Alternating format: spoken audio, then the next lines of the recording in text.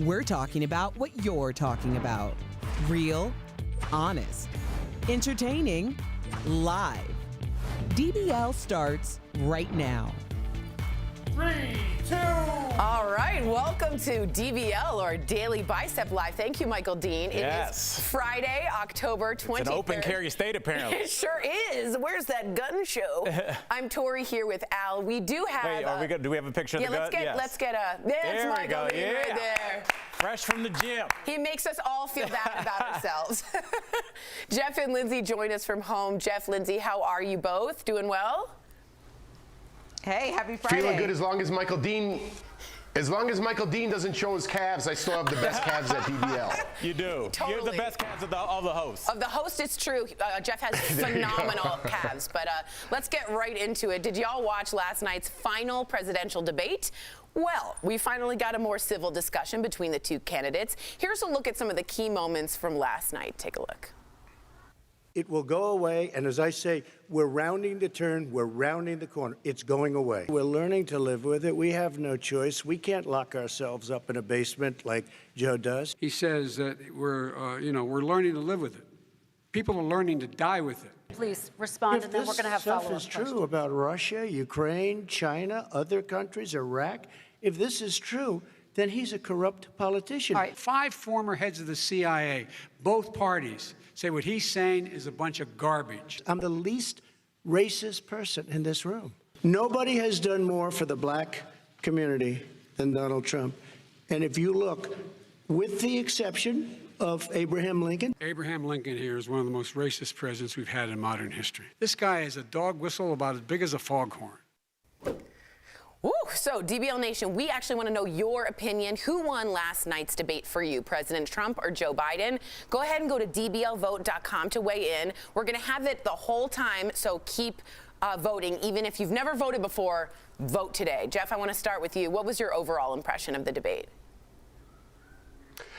Much better. I thought Kristen Welker, first and foremost, did a fantastic job moderating. I think she did an excellent job. I wanted to point that out. I wish there would have been some new questions. I knew a lot of the answers that they were going to say already when the question was presented. So I wish they would have phrased the questions a little differently, or we would have got some different questions in general. I thought it was much more informative, obviously without all the interrupting. You could hear the candidates talk. You got a lot more substance out of what they were saying. So that being said, wherever you left that bar for Donald Trump, I think he raised it. It might have been low to begin with, but I think he raised that bar, especially in the beginning.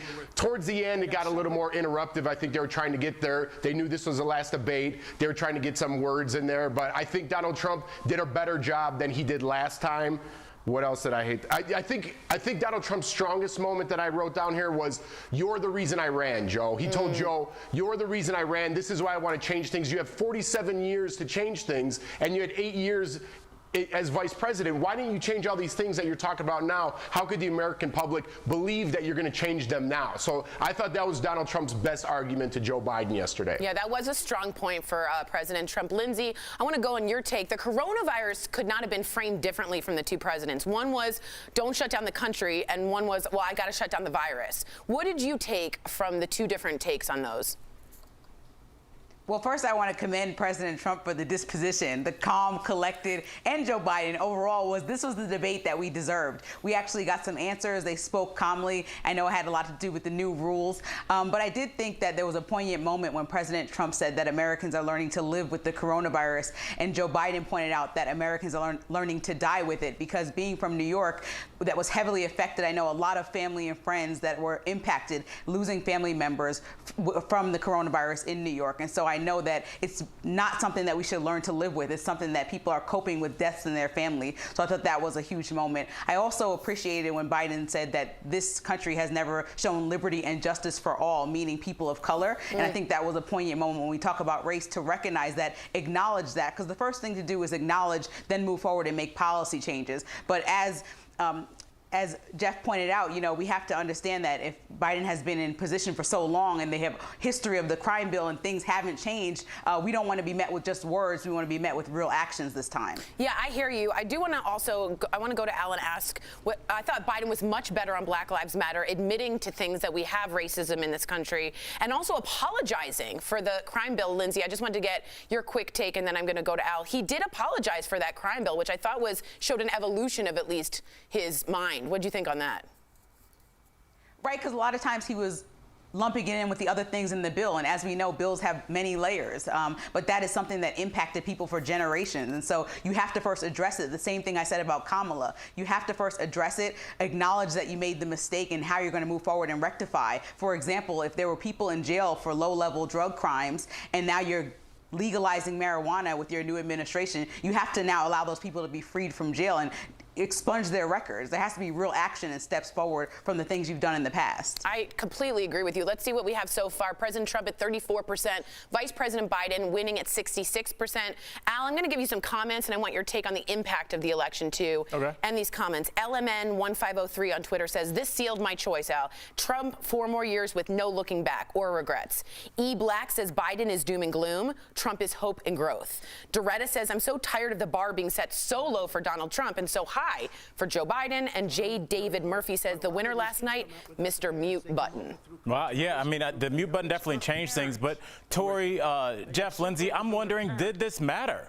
I mean, we had a huge drop-off in viewership. It went from basically about, 71 million to 21 million? Yeah, we have the ratings in, guys. That's great. It's 73.1 million for the first debate, which was huge, almost a Super Bowl. This one was 21.4 million. And, I feel like that works out poorly for Trump because he was so uncorked, unhinged, loose cannon, whatever word you want to describe the president or an 80s detective. That's how he was acting during the first debate, and I think a lot of people went out and voted. And he was much more reserved, much more, dare I say, presidential in this debate. But not as many people watched. We had, more than half of the drop-off in viewership. So I think it hurt Trump that people saw him at his worst. I see. And fewer people saw him do much better. Let me go ahead. Point this out to you guys, though, that a lot of people don't talk about. In 2016, Hillary Clinton won the popular vote by 3 million people, right? But that doesn't matter because the electoral votes, Trump won in one section from 77,000 people. That was a swing, 77,000 people. That's a great point. So we look at all these polls and we're, I was saying that's a great point. Keep going. Sorry to interrupt you. Oh, yeah. Sorry, it's weird over here. So I was saying, so we look at all these polls and say, you know what, Biden's so far ahead, it doesn't really matter. It takes 21 million people watch. It takes 77,000, as we learned in 2016, to swing that election. So I wouldn't discount how many viewers watch because it's still going to be a huge impact. And if you guys don't know right now, I think we're about 47 million votes in. We are so far ahead. We're going to expect to see about 160 million turnout. In the election of 2016, that was 136 million, so a much bigger turnout. We'll see how that goes. I wanted to get your take really quick on Kristen Welker versus Chris Wallace. Raise your hand here if we all thought Kristen Welker was better, but why? We all think she's better. Let's all raise our hands. Why, Al, do you think she was so much better? Because she was prepared, and I want to give Lindsay plenty of time to talk because this is a colleague of yours. She was prepared. I think Chris Wallace thought he was about to, do a presidential debate, and he ended up refereeing a WWE match. But it's like he had never known Trump before, right? It was I don't think he was prepared for that. And let's be honest, nobody really could have been until. He should have been. You should have known who Trump is. Well, then that's an indictment that's bigger than Chris Wallace. If he should be expecting that on a presidential stage. Chris Wallace should know that Trump's going to interrupt. I don't think that's fair. I don't think that's fair to compare those two, especially with the advantage of the mute button. I thought they both did a fantastic job. I don't think we should put one down over the other. I definitely do. I think Chris Wallace should have learned his lesson, and he didn't prepare it. I think Kristen Welker had better direct questions. Lindsay, what do you think? I want to tell you again, I think Chris Wallace did a fantastic job with the lemons that he was handed. Thank you, Lindsay. Thank you, Lindsay. I disagree with all of you. I thought he was not ready. He is a pro, and he was not ready. It's really important to me that she did such a great job because she's the first black woman to moderate a debate like this since 1992. She also is somebody that I work with. She was one of my first mentors at NBC 10 in Philadelphia, really teaching me the mechanics of journalism. I met her again at MSNBC when I was a producer, and she came over there as a host. She is somebody who spent her whole career, I mean, in investigative journalism and true journalism, really understanding what it takes to get to the bottom of issues. And so I'm glad that she had this opportunity. I think she stepped up to the plate and really raised the bar for all moderators and hopefully for all presidential candidates to come correct and know that you're going to respect the moderator and answer questions appropriately. Yes, I completely agree. One of my favorite. I'm glad that we evolved. I'm glad that we evolved in, you know, trying to talk about the debate to who moderated the debate better. Let's have a debate about that. Well, I do think that's part of it because this whole thing is like one big show for a lot of people. Let us know what you thought. Who had a better outfit? We're going to poll the DBL audience. I do think the moderator makes a big difference in how the debate goes. One was a trash can fire and one was a good ping pong table match. I thought so. And there's a lot of decisions that go into choosing who the moderator is also, because it's really a line of questioning that comes into play and a lot of decision making that goes into these questions that bring people the answers that, like you said, those 77,000 that could be voting might get an answer that changes or sways their vote. So it is important to find a moderator that's going to fit the bar and step up to the plate and hopefully not be handed lemons by the candidates. Or know how to deal with lemons. All right, let's go right to the megaphone. It's 62% with Vice President Biden and 38% at President Trump. That's the same base we get all the time, that 30%. So very consistent. Jeff Lindsay, stick around. I got lemons coming up on DBL. More fallout after Borat dupes Rudy Giuliani. Will we ever look at America's mayor the same way again? Plus, Pope Francis makes a stunning reversal on homosexuality. But will it divide the Catholic Church? Stay tuned. See yourself.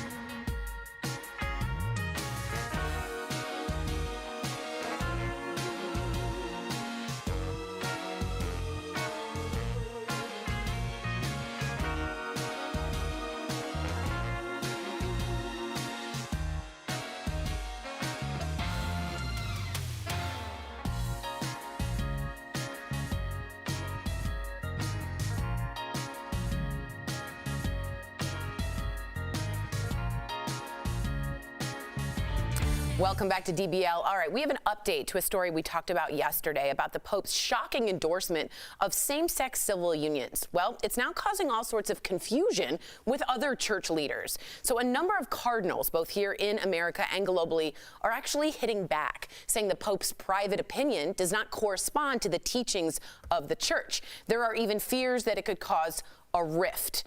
I want to go to Jeff quickly because you are a practicing Catholic. I believed that the Pope was almost coming from God and had a doctrine coming from God. It was almost sort of blessed by that. Is this a private opinion in your take, or is this for the whole church, what he said? Listen, Tori, this is very complicated, this subject, and I think it means something different to each individual. To me, God lives within me, right? When I look at the Bible, when I read the Bible, it's broken down into how many different languages till it gets to me over how many, thousands of years, 2,000 years, right? So I don't take the word exactly for what it means. I love God, I believe in God, but listen, if in the Catholic religion, no matter what sins you caused, you're forgiven under God. And you go to heaven. So if people look at being gay for some reason as a sin, it doesn't correlate to me. Do you understand how I'm saying that? People are so shameful of being homosexual, but God is forgiving of all. So those two don't connect. And I've always had a question with that, and Linz, I want your take, and that the Catholic Church says we're all God's children, but for a long, long, long time, gay people were not included in that umbrella. And I think this is a weird sort of switch. As Jeff said yesterday, it's a step in the right direction, but you can see that it's going to cause confusion.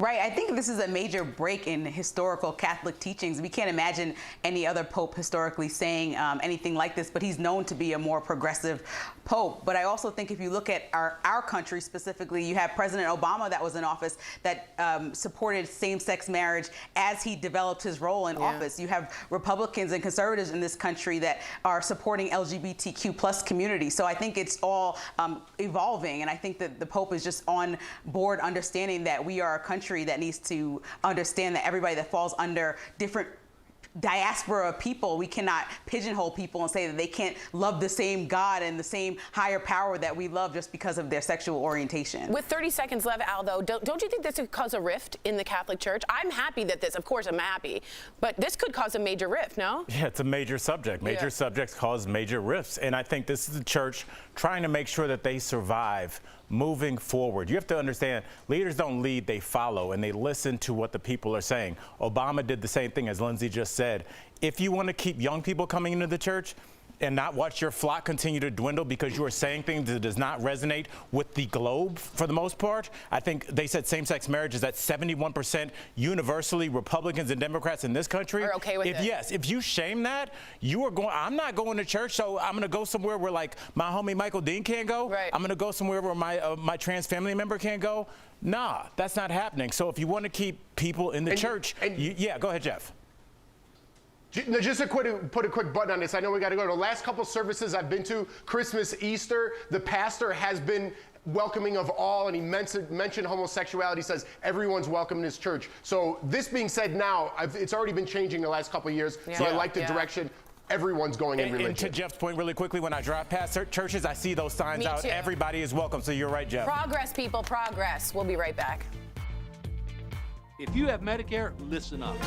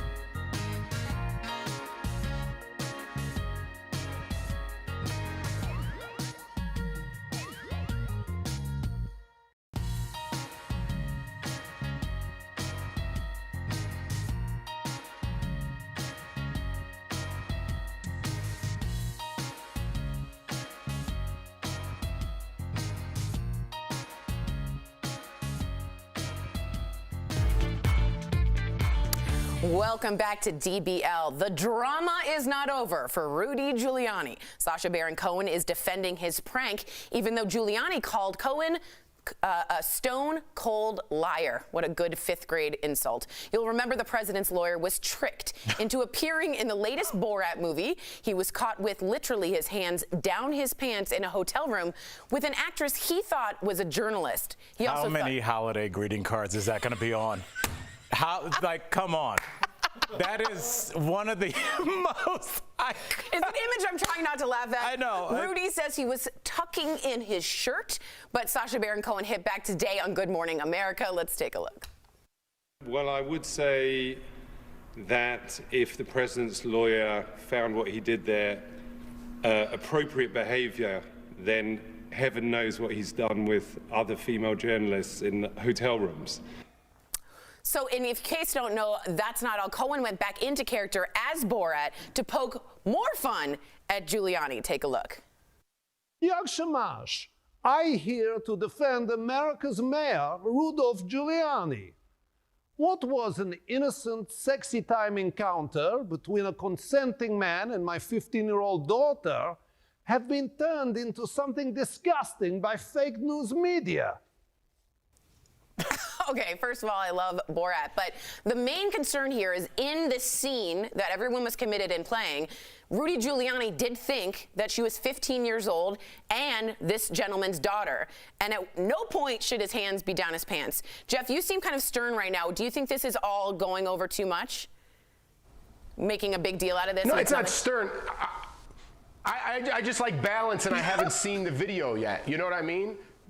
Bill Clinton's been on an airplane to whatever the freaky island's called, Underage Island, right, 26 times. We don't talk about that. We breeze through those stories. But when it comes to the president's attorney, we go back-to-back days talking about it. I'm just trying to balance it out. I'm not saying who's right or wrong. I saw the clip, and it's just like, you know, as somebody that has almost a 15-year-old daughter, it's completely inappropriate because we see that hand down the pants, and that's amazing. But there's also like a weird side pat. He touches her a couple times. Like near the butt way that you would never touch somebody. It's just inappropriate. Lindsay, I don't know if you've seen the clip or your thoughts. It was just a bad look. I've taken mic packs off for 3 years now, 5 days a week. I've never laid back in front of you, Tori, and be like, I just need to reach down my head in front of my pants, you know, like we always do every Friday, right, Jeff? Normal. Jeff, you've had a lot of mic packs on. You ever taken them off like that? No, and I'm not saying that's right, man. I'm not saying it's right at all. I'm just saying let's talk about things. If we're going to talk about things, let's talk about it. I completely agree. It should be fair on both sides. Lindsay, did you find this funny or like this used to be America's mayor? I mean, he went from the top to hands down the pants real quick. I'm sorry, Borat is like my favorite movie, so I'm not gonna feel any way. This is just ridiculous and hilarious, and I cannot wait to watch the whole thing tonight. Wherever it comes on, I think Amazon, I'm just gonna be waiting patiently to watch this whole thing. Let us know if you'll be watching. It's certainly going to be interesting. Thank you so much, Jeff and Lindsay. We will see you next week. We'll be right back. Promotional consent.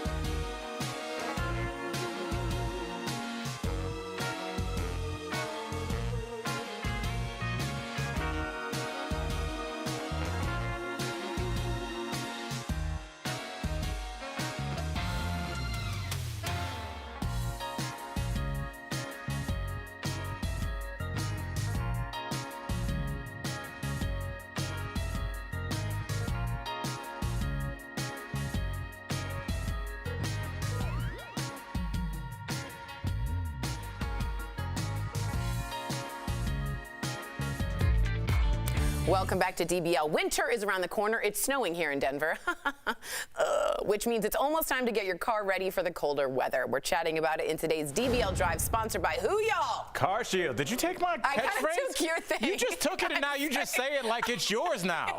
I realize that's all Al. I'm so sorry. Well, you don't say it like that. Shit, that's why you get stuff copywritten. You just stole it. I'm sorry. I and apologize. used it on TV. We're in the middle of a Car Shield. First, an emergency kit in your car gives you the peace of mind you need in case you get stranded. Also, cars with more electrical features these days, so you really want to have your battery fully charged. Lastly, don't forget to replace your wiper blades if they don't seem to be working as well anymore. When it comes to your car, for peace of mind, get an auto protection plan with Car Shield. Car Shield protects their members from the high cost of auto repairs. Call 1-800-505-9619 for a free quote. And watch that battery too, because because a lot of people are working from home now, and it's pretty easy to go a week without driving your car. So true. So yeah, go fire it up and take it around the block if you need to. You know what I got? Lady cables. So they know how to. I can pump my own car. Why are they called lady cables? Because they're just a little lighter. Misogynistic. Well, I enjoy them. DBL's new every day. We'll see you Monday. I would get in trouble if I said that. Yeah, you would. I don't like lady cables. They're easier in the hands.